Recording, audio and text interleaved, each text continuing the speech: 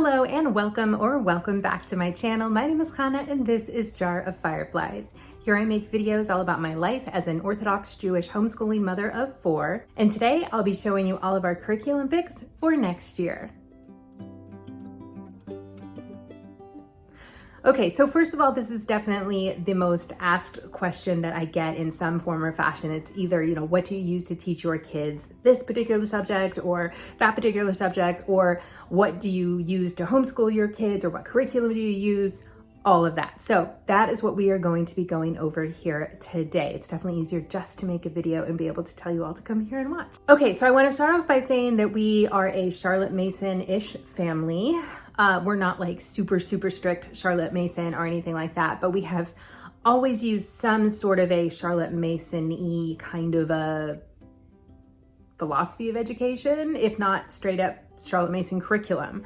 So over the years, we've tried a lot of different things. And as our family has grown and changed, our curriculum choices have grown and changed. But a lot of elements have definitely remained the same. Okay, so in past years, we've tried using different box curriculums, like curriculums that are just either available online for free or that we have purchased. And at this point in time, that is really that's not working for our family.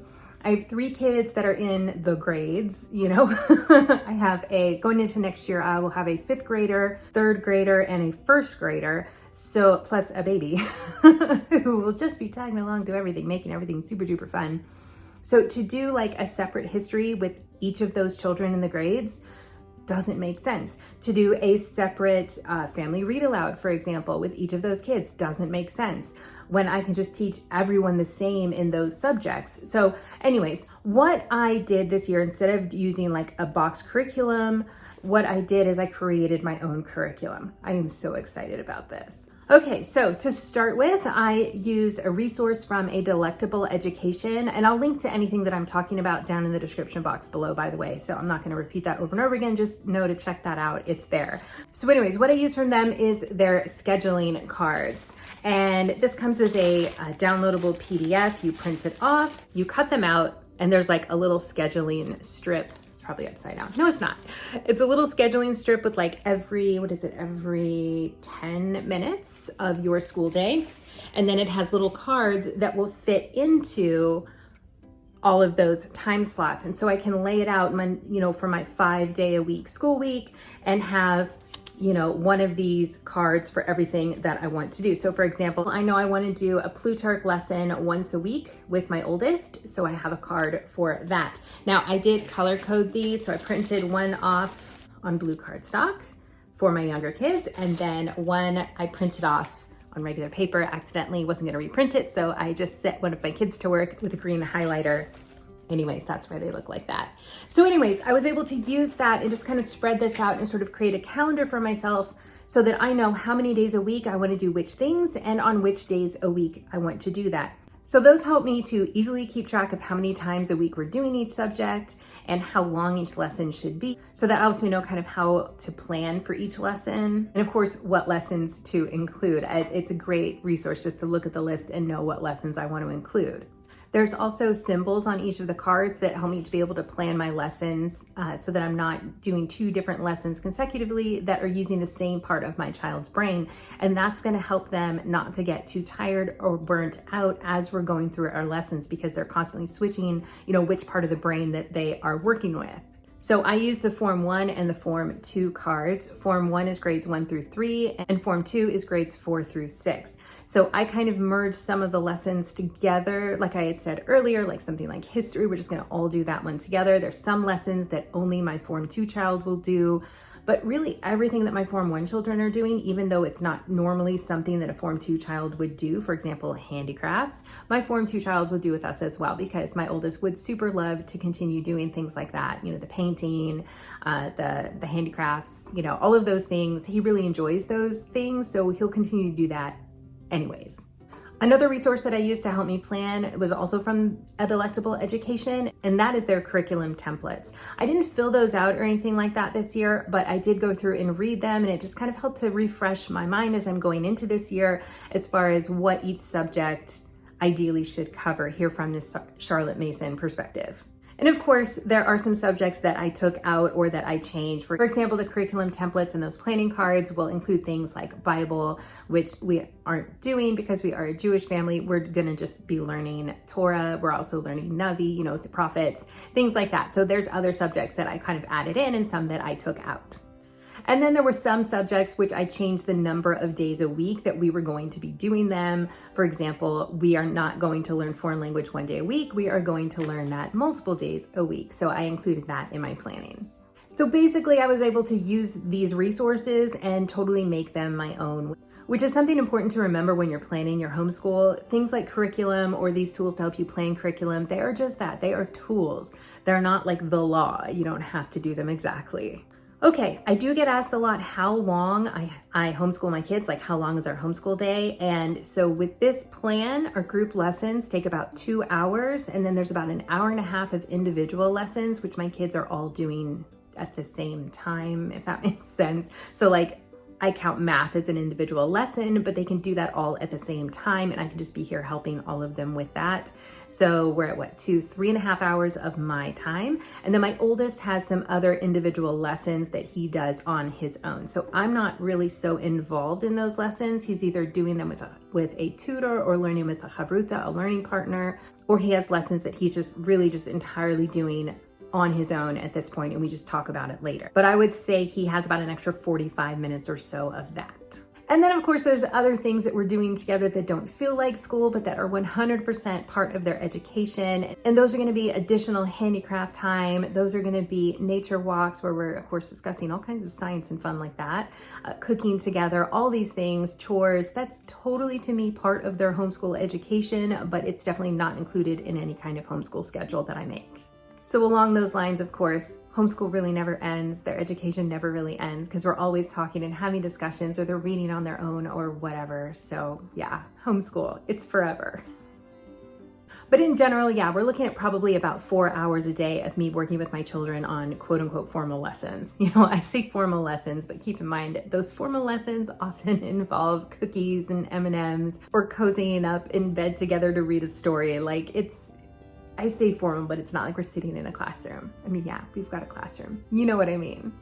Okay, so once I got my schedule all set, I was able to start pulling resources and books and curriculums, different things like that to fill in like the meat of all of these subjects.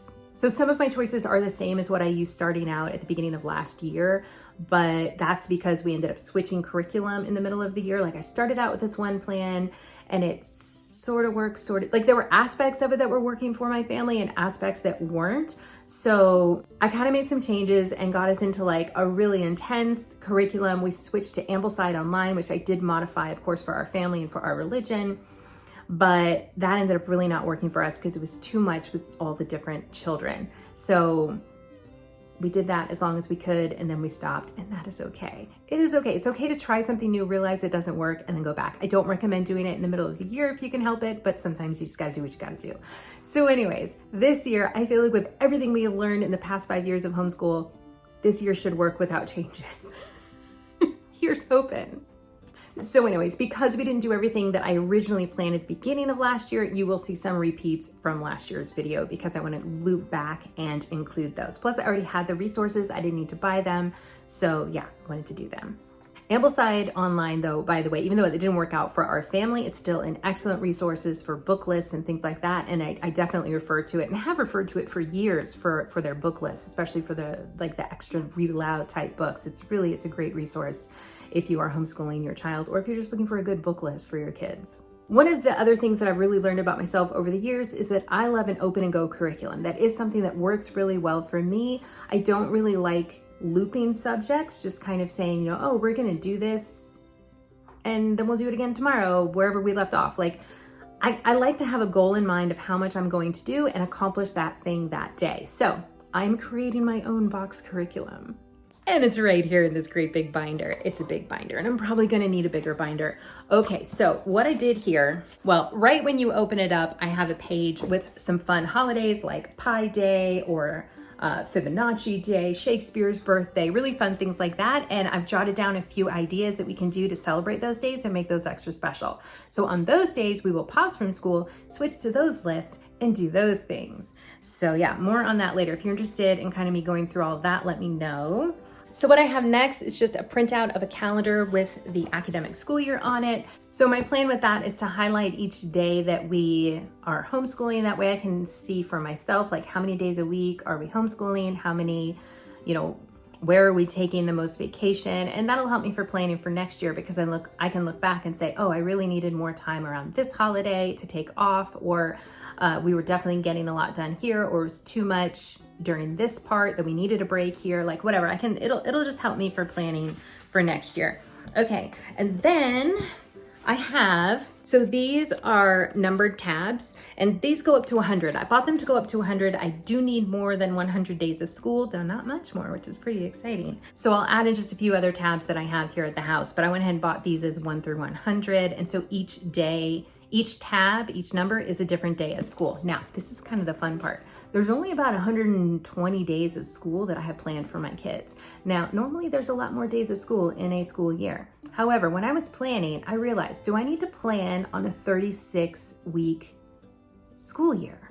No, I don't. I need to plan on what material I want to cover. Does it make a difference if I cover the history book in 36 weeks or in 20? Like, it doesn't matter. I'm pulling that number 20 out of thin air. We're not covering our history book in 20 weeks, though we probably could, but we're not. So anyways, the point is, as long as I'm covering the material that I want to cover, then that's totally okay with me. Because why drag it out? I'd rather have more time to go camping.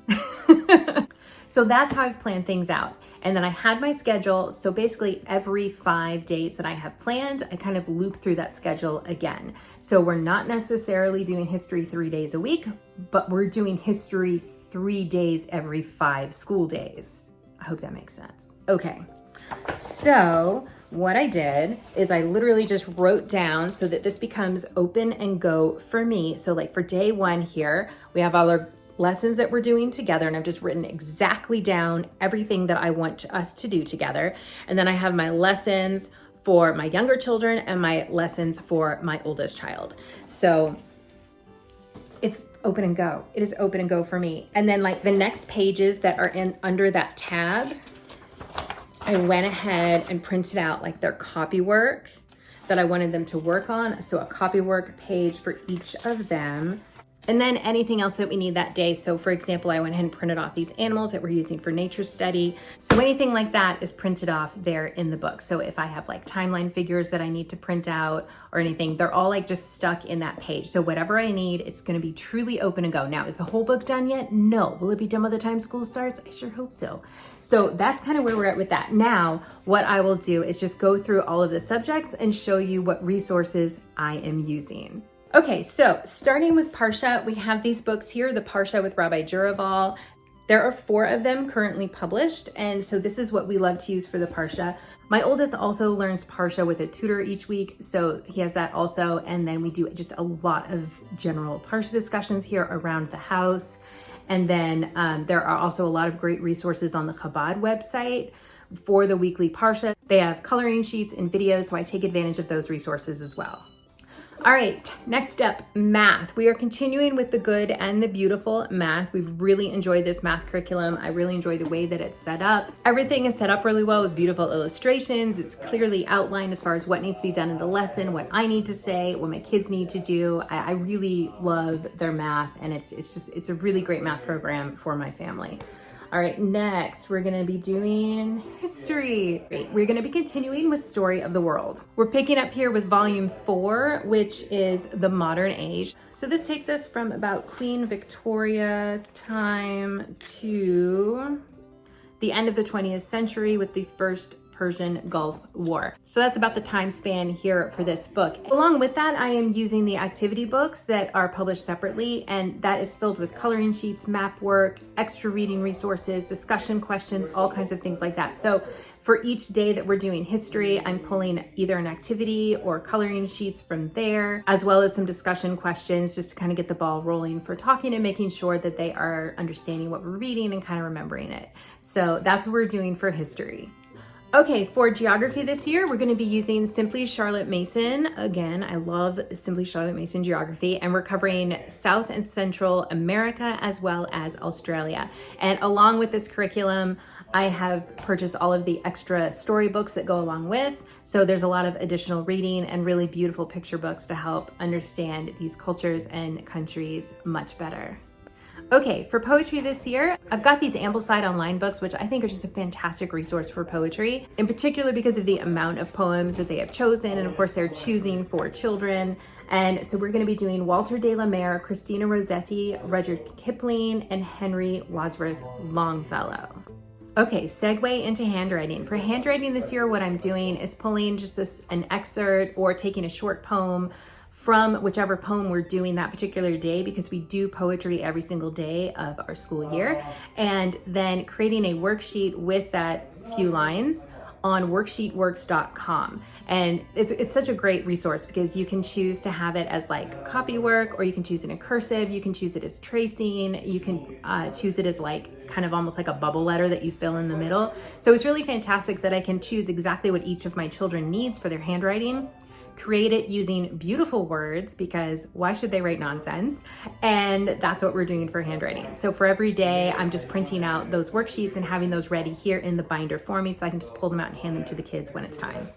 All right, for Shakespeare this year, we're gonna be diving through how to teach your children Shakespeare. I love this resource so much. This book is by Ken Ludwig, and it's just a fantastic way to teach your kids Shakespeare and have them memorize like really beautiful passages, really important key passages from Shakespeare. And that's basically what we're going to be doing. So we're going to learn about the different plays, go through, memorize different parts. And so for Shakespeare, we are going to loop it. I have days where it's set in there, and then we're just going to go through and kind of learn what we can from the book. If you don't have this book, I highly suggest it for literally anyone, because memorizing Shakespeare, I love Shakespeare so much. I love it. I love it. And I can't wait to memorize along with my kids this year as well. We did the first chapter of this book last year just for fun, kind of dipping our toe in to see if I wanted to use this resource. And my kids will randomly just start reciting the line of Shakespeare that they learned. And I'm just like, oh, okay. If they hear a word that was in that phrase, they'll just like burst into Shakespeare, and like, it's like my heart, I love it. So yeah, this is our resource for Shakespeare, and that's what we're using this year. And I'm hoping to find some plays also that we can go see in person. I kind of was looking around last year, and I just never quite got around to following up with that. So I want to be more intentional about that this year. All right, for Hebrew, we are going to be using Alef Isn't Tough. This book is available on Amazon. It's a super easy book. This is the book that I first learned how to read Hebrew on, so it's just what I'm using with my kids. We just selectively go through the pages. It's set up really nicely where you learn a few sounds, a few letters or vowels, and then you go through and start practicing those sounds with lines and just learning a little bit more, and it just sort of adds on and builds. So it's a really great little workbook, and that's what we're using for Hebrew. Okay, we're trying something new this year for grammar and spelling. I'm pretty stoked about this one. So we're using these resources from Simply Charlotte Mason. So what I have is the Living Language Well, Book 1. And then this goes along with Spelling Wisdom, Book 1. There is a teacher book and a student book for this program. I haven't really dove in too far into it, but I do know that they're short lessons and that these two work together. So I'm excited about that, and I can give a better review of that later this year once we've had a chance to use it. Okay, for Plutarch, we're sticking with this Ambleside resource by Anne White. These are also available on Amazon, and this is the Plutarch Project Volume 3, and we're going to be covering Julius Caesar, Agis and Cleomenes, and the Gracchi. Totally not pronouncing those properly, I'm sure. I will, of course, learn how to properly pronounce them before I teach them to my children. So this is something that only my oldest does. So these are set up into 12 lessons per person, and they're really great. They come with discussion questions, it gives the story, there's a lot of resources at the beginning with timelines and important characters and background. Like it's a really fantastic resource for Plutarch for anyone. Okay, so for reading this year, we're gonna be using the Bob books. We're only using Bob books this year because after getting the hang of things with pinwheels, that's just kind of what we're on right now. We're just gonna continue on with that. Okay, so for Navi this year for Prophets, my oldest is gonna be using a new curriculum. I'm really super stoked about this. So I got these workbooks. I'll link again to this in the description box below. It's gonna go through and teach, grammar and the story, and we'll be using the books as we go through. They're beautifully illustrated, lots of color. It's really fantastic. I'm really enjoying it so far, just looking through and planning all of our lessons. And there is a teacher edition as well as the student edition. So I do have all the answers, which is fantastic. So my oldest and I will be working on that one together, and I'm super, super stoked to dive into that because I absolutely love the Prophets. It's so much fun to go and dive into those books. So I can't wait to dive into it with my son, like further through this with the grammar and getting all into it. So that's going to teach him a lot of dikduk, grammar in Hebrew, and as well as, of course, going through the Prophets and learning those. And this is specifically going through the book of Joshua, Sefer Yeshua. So that's what we're going to be doing. We're going to go through all of that this year, and that will take us pretty much the whole year. Okay, for natural history / science, we're using a couple of different resources. So I'm going to be using some of the Arabella Buckley books and then combining that with the Good and the Beautiful science. So I'm going to be doing Water and Our World, which I will pair with Pond and River. And then the botany unit, which I'm going to be pairing with plant life in the field and garden. So these are from Amazon. This is from The Good and the Beautiful. We really love The Good and the Beautiful science. There is very little that we found that we have to edit out of those subjects. So that's really fantastic. So for brush drawing, which is kind of like a style of watercolor painting that you're kind of using a drier brush for your watercolor paints. Anyways, we're going to be kind of combining that in with our nature study. And then I have different animals or plants or whatever it is that go along with what we're learning in science, either in the Arabella Buckley book or in the Good and the Beautiful book. And then we're going to be working on painting those together that week as well. So that's kind of all looping together. So they'll get those art skills while they're kind of reinforcing the science. So they're going to be painting a lot of plants, animals, insects, whatever this year. It's going to be great. Okay, for drawing, we're just going to keep continuing on with the Good and the Beautiful. We've started this book and gotten through quite a bit of it, but there's still quite a bit left. And then if we need to get another one, we will later this year. But this is what we're going to be using for drawing. It just kind of goes like step by step to teach you how to do like some just pretty basic drawings. But these are great ways for me to help my kids sort of boost their confidence in just kind of drawing in general. Okay, for handicrafts this year, yes, we're getting to the super fun part. For handicrafts this year, we are going to be doing sewing for a good chunk of the year, which is going to cover, we're going to make stuffed animals, we're going to sew quilts, we'll make pillowcases. I have all these super duper fun projects planned that are going to teach my kids a lot of sewing skills through a wide range of things you can sew, and I'm very, very excited about that. After that, we're going to dive into some candle making, and then hopefully at the end of the year, also soap making is something that we all discussed that we wanted to do together. So I think we'll be doing that as well if there is time. So we'll just kind of have to see how long everything takes, but I think there should be time for everything. But if we like get really hardcore into the sewing or the candle making or something, then we'll just pause after those and just continue with those till the end of the year and save the soap making for next year. But everyone's pretty excited about all of them. Okay, this is the last one, is literature, and these are our family read alouds. You can often see us doing these either curled up in bed or sitting around with a candle and some cookies. Okay, super stoked about our books for this year. So I'm going to show you 5 books that I have planned right now for our read alouds. The plan is to do 1 chapter each school day. Will we get ahead? Possibly. Will we get behind? Also possibly. But this is the plan, is to do a chapter a day for family read aloud. Usually we read 1 chapter and the kids are like, no, more. And we don't, because I'm like, no, cliffhanger, come back tomorrow for more math and exciting books, Okay, so one of our books here is Caddy Woodlawn. This is one of my favorites when I was a kid. It still shows up on so many great book lists. It's a Newbery Award winning book. It's really great. I remember this from when I was a kid. I'm really excited about it. There's some great lessons in this book. It's a time period that my kids love to read about. So yeah, it'll be a lot of fun.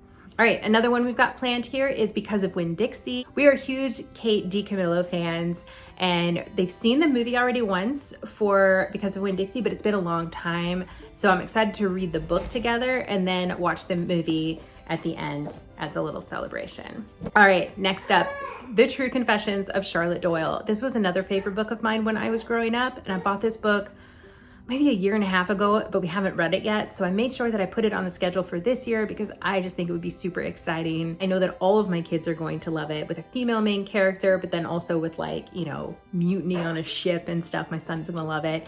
And then there's some cool stuff in the back of this book for like drawing ships and things like that, like teaching you how to draw ships. So we'll definitely incorporate all of this in. I'm very, very excited.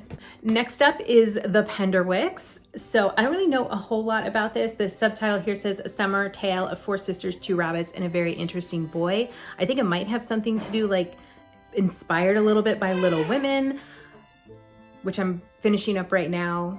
Great book also, but it's the first in a series, and I have just heard about this book for so long, heard so many good things about it. So we're gonna dive into this book this year and read it together as a family.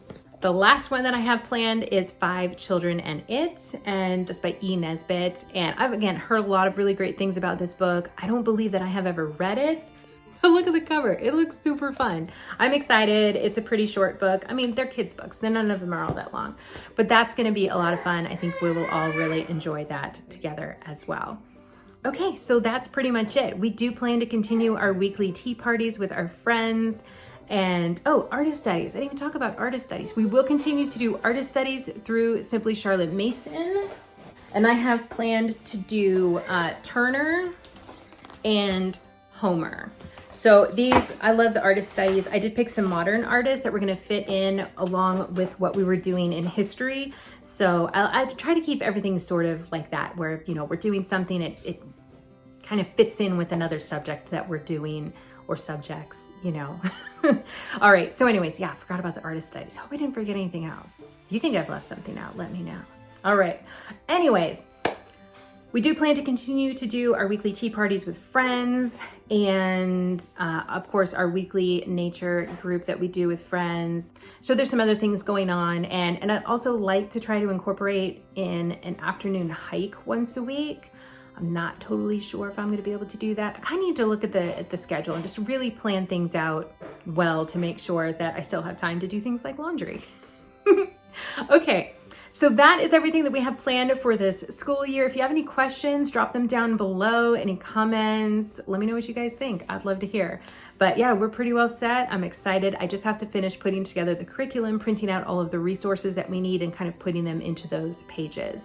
But pretty much everything is all planned out and done, and I'm just kind of wrapping up the details. So we'll be super ready when August rolls around. I think we're starting in August. I did want to get this video out a little bit earlier for you though, because I know some of you use these resources to plan for your school years. So I didn't really feel like it made sense to put the video out in August when we're starting school. I wanted to kind of do it a little bit earlier for you. So if you're planning for next year, you can use any of these resources for yourself. All right, and with that, we are all done. Thank you so much for being here. As always, I super appreciate it. Please hit that like button if you enjoyed. It helps my channel out a lot, as do all of your comments. Thank you again so much. I hope you all have a fantastic rest of your day, and I'll see you in my next upload.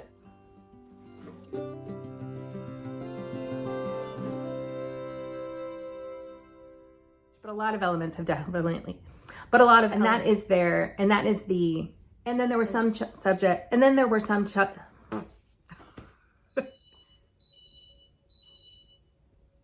Okay, so starting with Parsha. And I'm pulling like a, you're fine. Actual, my oldest, struggle bus.